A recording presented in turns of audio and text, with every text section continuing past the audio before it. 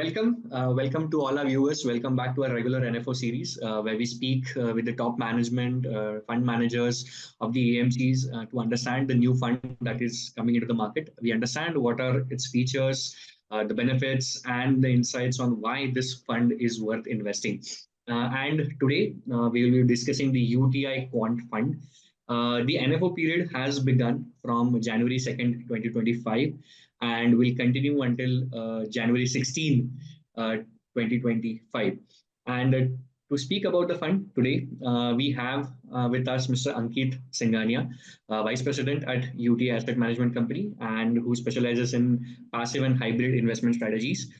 He's a veteran in the financial sector with over 12 years of experience in the industry. Welcome to the discussion, sir. So good to have you here. Thank you, and good morning. Good morning to you and to all the viewers. Okay, so we will dive right into the questions about the fund. Okay, the first question is about the factor allocation. Can you elaborate on how the proprietary factor allocation model dynamically adjusts weight across the momentum, low volatility, quality, and the value factors, which are four key factors that are identified in the quant fund in accordance to the response to the market conditions? Right. Now, but to answer this, I need to give you a background on these factors, as well as what is the need for these factors to be implemented in the scheme, right? Sure. So when we say any active scheme, now UTI Quant Fund is also an active scheme, and particularly any active scheme, the objective of the scheme is to generate alpha, which is over the broad indices, right? Correct. And to generate alpha, what you need to do, in fact, what any person need to do, three things, and those three things needs to be right, is with respect to the selection of securities, allocation with respect to the different segments of market in a particular time, and timing, which means when to enter, when to exit. So the three key elements is selection, allocation, and timing. And that creates the entire alpha generation story for any actively managed strategy. Now, having said that, if you say actively managed strategy, they are largely discretionary in nature, which means it is the discretion of the fund manager to decide on all the three things. An alternate to that is that if you want to kind of put some element of quantitative analysis to that, right? You want to implement certain amount of discipline to that. So that actually is taken care by the quant model, where model using the parameters of the market decides on all the three things, or at least give an indication on all the three things for the fund manager to decide and create a portfolio in the interest of any investor, right? So this is what exactly Nifty UTI Quant Fund will endeavor to do. That is, through its proprietary financial model, it will identify the selection process, the allocation process, and the timing process with respect to the factor allocation, factor selection, and entry and exit to factors. Sure. Now, if we dig down to these factors, they are broadly two. Let me also share the presentation so that we can discuss with data. Now, is the presentation visible? Now it will. Yeah, it is visible, sir. Right. Now, if we see the four factors that is there in the creative of the fund presentation also is momentum, low volatility, quality, and value. Correct. And to understand it better, we need to first understand the behavior of these factors, right? Correct. Out of these four factors, the two factors, which is momentum and low volatility, are price-based factors, where the selection of stocks within the universe is based on their recent price behavior, right? If I talk about momentum, what it does is that it actually works on the philosophy, which says that the stocks which have done well in the recent past will continue to do well in the recent future. What you try to is to capture the current momentum of the market, right? Correct. In that space, the stocks are selected on the basis of their last 6 months performance and last 12 months performance adjusted to the standard deviation generated in last 1 year, right? Okay. This is what momentum does. Now, if you see momentum as a style of investing, it is agnostic of any particular style of investing. It can be quality, it can be value, it can be low volatility, it can be anything. In which part of the market momentum will pick that stock. First of all, it is agnostic of any particular style of investing. If you see in terms of sectors, it is also agnostic of any particular sector. it will pick the sector which is the current flavor of the market. So it is a very agnostic kind of style and a very versatile kind of style of investing. Right. The moment you go to low volatility, the objective is to identify, invest into companies which are relatively stable, with stable business models, business mode, and all of that, which does not react very sharply to price behaviors. So ultimately, it is the standard deviation for last 252 working days, which is technically 1 year, right? So these are largely defensive sectors, defensive stocks, which are largely stable, right? So that is the idea, to kind of counterbalance the volatility part of the market, right? So it actually supports you during the falling market. So these are the two price-based factors. And if you see the other two factors, those are fundamental factors, where the stocks are selected on the basis of the fundamental attribute those stocks carry, not their price behavior. Now, within that, the first one is quality. The idea is to identify quality companies within the universe. Now, how you define quality? You define quality on the basis of their current earning capacity, the strength of their balance sheet through debt to equity ratio, and the consistency of their earning capacity, which is in the form of EPS growth variability, right? Certain quality filters that are being applied to the universe to identify stocks which have more quality in it. And the underlying belief is that quality companies have superior potential to generate return, to generate economic value in long term. Yeah. So that's the first fundamental factor. The second fundamental factor is value, which says that the stocks which are currently trading below their intrinsic value, where there is value in it, right? And the parameters that are used to identify such value is price to earning, price to book value, price to sales, dividend yield. Ultimately, the idea is to identify companies which are trading below their intrinsic value. Now, the underlying belief here is that the mean reversion is the ultimate truth of the market. Right. And companies which are currently trading below the intrinsic value, sometime they'll get their value, which means they are currently attractive. So from an investment point of view, even if they reach their actual value, you will get return. Yeah, right? correct. So these are the four factors within which the entire market operate. Correct. Now, the idea of the quant fund, UTI Quant fund, is to use these four factors as an indicator to decide on the two aspects, which is allocation and timing. Yeah. When to allocate, how much to allocate, and when to enter and when to exit. That takes care of the timing part, right? Correct. Now, if you see the four factors, all these market-based factors and fundamental factors, what is the need for these factors in the first place? Right? If you see in the long term, all these factors, be it momentum, be it low volatility, be it quality, be it value, all of them has outperformed the broad index, say BSE 200. Now, why I have taken BSE 200 is that if you see here, what we are showcasing is the return of the indices. So there is an index called Nifty 200 Momentum 30 Index, where 30 momentum stocks are selected within the universe of Nifty 200. Then in the low volatility space, we have taken BSE low volatility, where it actually identifies 30 stocks basis the lower standard deviation, with where the parent index is BSE large mid cap index, which is roughly 195 stocks. Again, closer to BSE 200. Similar is the case of quality. Nifty 200 quality 30 is the index, then value again Nifty 500 value 50. So by and large, the universe for all these indices is Nifty 200, and that's why you see a comparison is with BSE 200. Right? Now, in the long run, we have analyzed the data because all these indices are available from April 2005. So from April 2005 to November 24, roughly 19 years period, you can see all these factors have significantly outperformed the broad index, which is BSE 200. 15% against 21% in momentum, roughly 19% in low volatility, quality also close to 19%, whereas value roughly 17.5%. Right? All of them have generated alpha. So that logic remains that smart beta strategies, or for that matter, factor-based investing, generates alpha over broad indices. Correct. Now, return is one part. The another part is the risk, the standard deviation, the volatility that comes along in that 19-year period, right? Now, if you see the volatility of all these factors and compare it with BSE 200, you can see that some of the factors have generated a volatility higher than BSE 200, some lesser than 200. Although all the factors have generated returns higher than BSE 200, but in terms of volatility, some are a little higher, some are a little lower. Like momentum and value have generated higher volatility, whereas quality and low volatility have generated much lower volatility, right? Volatility. Yeah. Therefore, Yeah. we also need to analyze that what is the volatility that is coming along. So Mm-hmm. it is about return, then it is about volatility, then it is about risk-adjusted return, and then it is about how you are combining all these factors for your portfolio to generate one of the best risk-adjusted returns. Okay. Right. Okay. Okay. Right. Now we come to the performance of all these factors in different markets. So Yeah. we have simply put it on the basis of the financial year.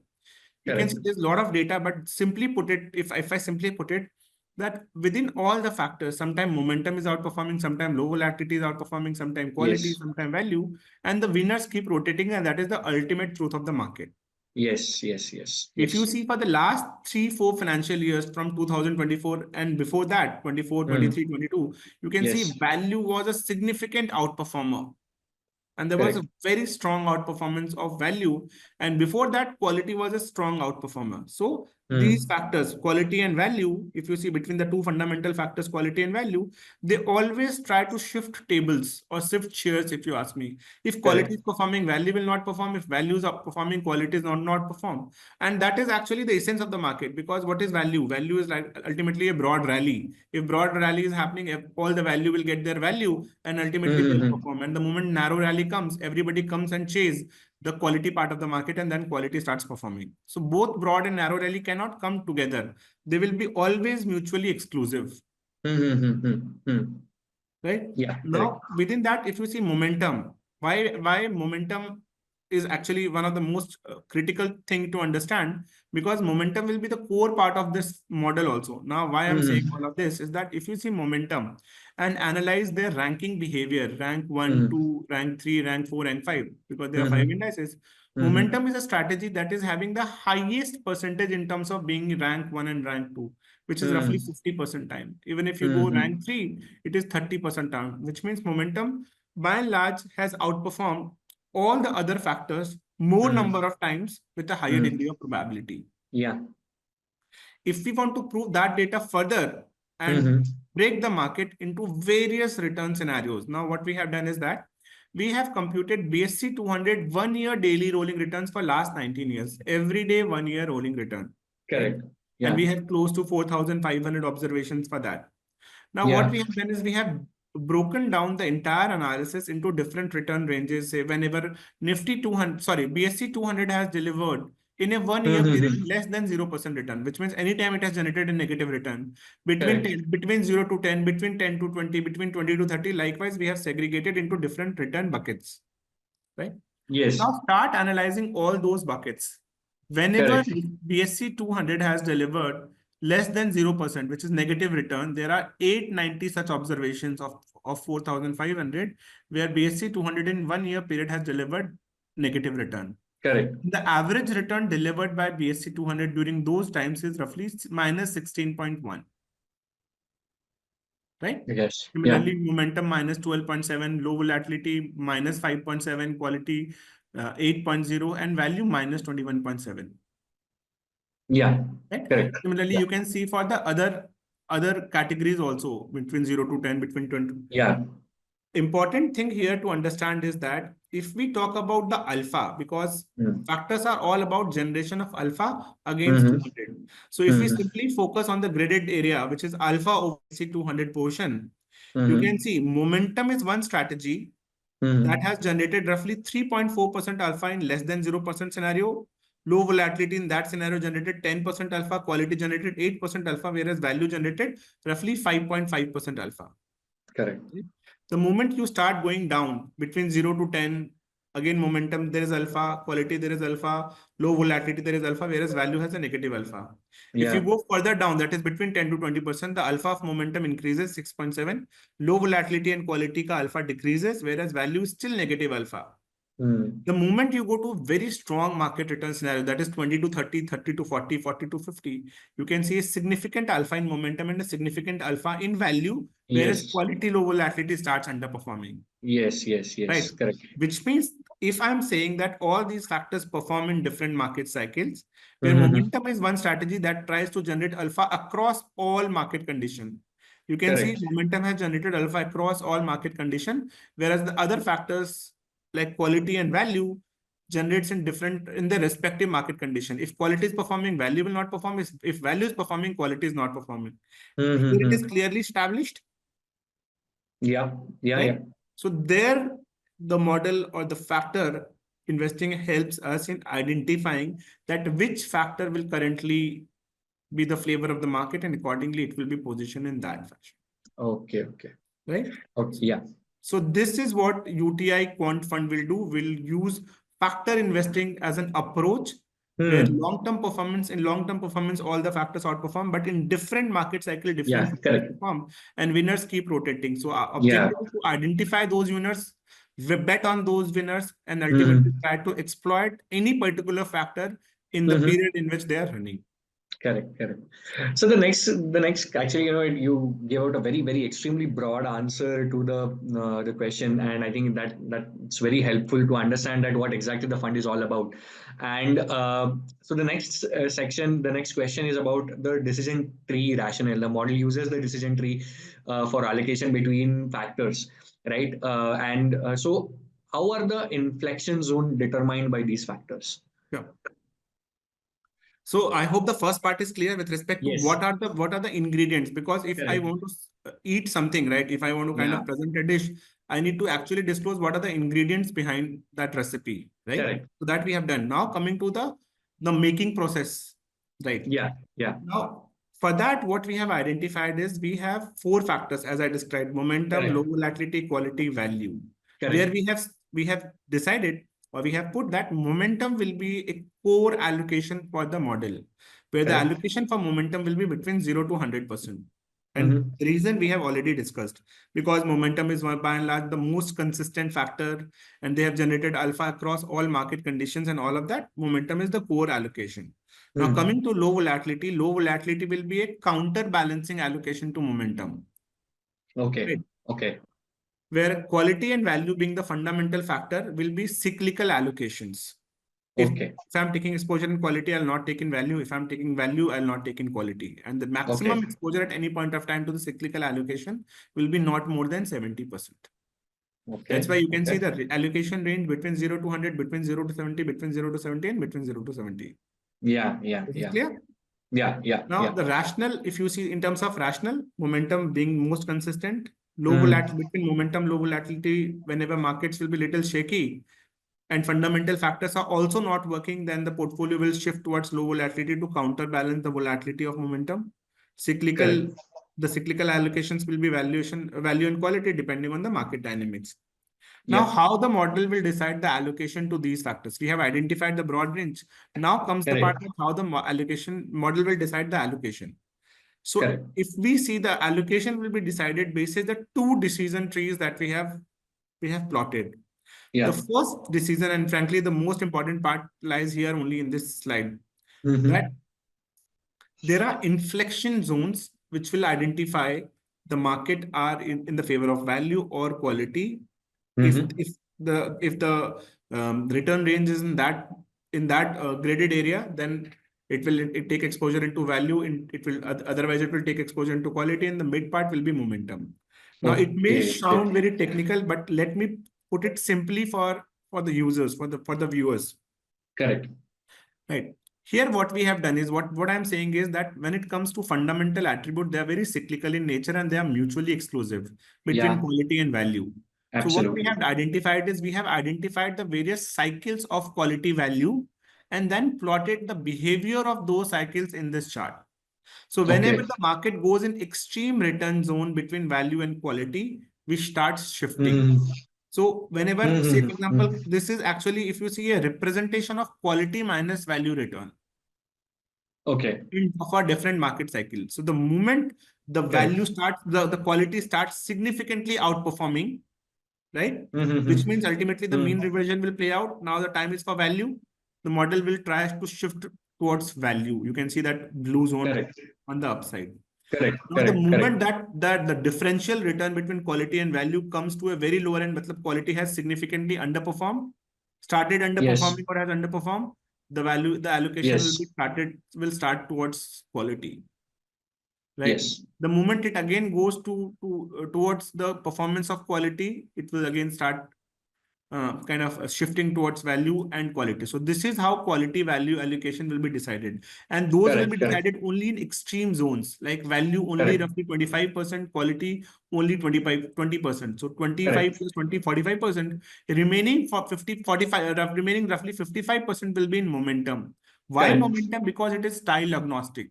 Yes. If quality is running to a certain extent, it will pick quality. If value is running, it will pick value. So I need not go and invest in those respective fundamental attributes. I'll invest in those respective fundamental attributes only if there are extreme returns. Otherwise, I'll stick to momentum. Correct. Right? So I hope this decision tree is clear that how the model will decide allocation between momentum, quality, and value, right? Yes, yes, yes. Now comes so funds have decided that part, then comes to the decision tree 2, which is allocation between momentum and low volatility. Correct, correct. Now within that, if you see, low volatility will only be counterbalancing that. If the momentum has delivered super phenomenal return, then only it will start shifting towards low volatility to a certain extent. And the range for that will be roughly 12.5%, not more than that. Correct.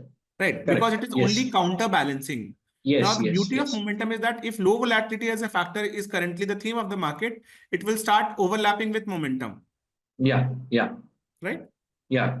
So the need for low volatility is only during extremes to counterbalance the volatility of momentum. That's why here what we have done is we have plotted momentum value ratio. And whenever it starts going, which means momentum has given a very good return, right? Then it will start shifting to certain extent towards low volatility. Yeah. Right? And the moment it come back, it will shift to momentum. Then again, it will go to extreme returns. Then it will shift to low volatility. Now, one may ask that you are actually entering into low volatility in the rising phase itself, right? If you see the first mountain thing, right? Yes, yes, yes. So yes, of course, we'll also have to miss some part of the rally because nobody can predict where is the top. Yes, correct. Obviously. The idea is to give a approach where everything is more uniform. Correct. Right? That is what quant exactly does. Yes, yes. So the moment it starts getting an extreme zone, the model will start shifting towards low volatility. And the moment it comes back to the normal zone, again, it will be kind of coming back to momentum. So this is how the allocation between momentum and low volatility will happen.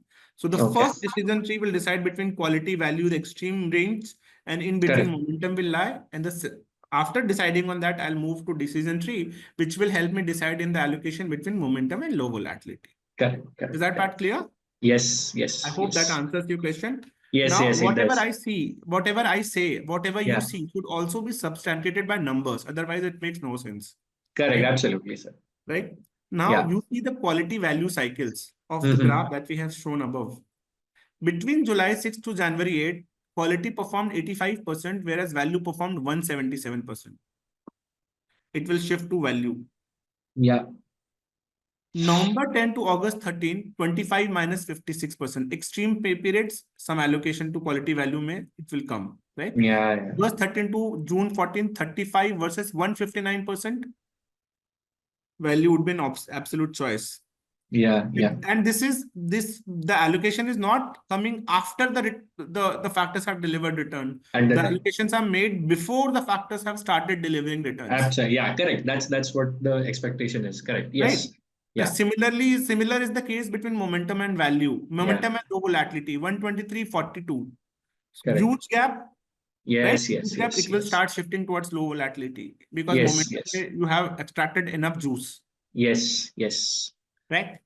There is something called meethe ke baad fika, fike ke baad meetha. This is what it is doing. Absolutely. Yeah. Right? Actually, if I see, sorry, I mean, in the quality cycle, the October 20 to June 24, I mean, that was the best period, even if I am not from the proper financial background like you are, even I know that, it was entirely a value proposition period. And, it shows here that if this fund was there, it would have shifted to, the quality cycle for the value proposition. So frankly speaking, since you have said, I'll actually show this to kind of substantiate. Yeah. Now, this is the last phase of the market, right? And before that, quality value has never shown such an elongated cycle. Yes, right? That's why we have shifted to quality at least 1 year back. In December Oh, 23 only, we have shifted to value, to quality, started shifting to quality. So I okay. may miss some part of value. Yeah. That is possible because I But don't know when the reversion will happen. correct, However, correct, correct. value has delivered enough return for me to shift to quality. Absolutely. Yeah, that is true. That is true. That is true. Because Yeah. ज़्यादा मीठा खाएंगे तो diabetes हो जाएगा. Yeah, correct, correct. You're right. That's a. So This is then, what exactly yeah, model does in terms of yeah, allocation. This is correct, correct. exactly what model does. It's actually very interesting to know about the inflection zones and how it dynamically, understands the, the flavor of the market and picks up which is the best possible, scenario and best possible zone for the investors. I know it's a very objective way. There is not many biases, human biases are involved. I think that's a very interesting and very key point that I take away from here. Sure. Okay. I think that was a very interesting conversation that we had today, sir, about the UTI Quant Fund. I actually learned a lot. I found this factor model and the strategy quite interesting, and it's actually quite innovative. And thank you so much for your time. Thank you so much for your insights on how the fund will work and how it will, what it aims to perform. And thank you so much for your time. I would like to wish you all the success and all the very best for this fund, and hope it gets oversubscribed and opens to a huge market response. Thank you. Thank you. Thank you The so much. only thing is that we don't believe in oversubscription. Right? We can absorb any money that market is ready to give us. that's That's the that's beauty that's of the pretty mutual much. fund. Let's hope that comes to fruition, sir. That comes Sure. true. Thank you so Thank much. you. Thank you so much for Thank your you. time, sir. Thank you. Yes. Thank you.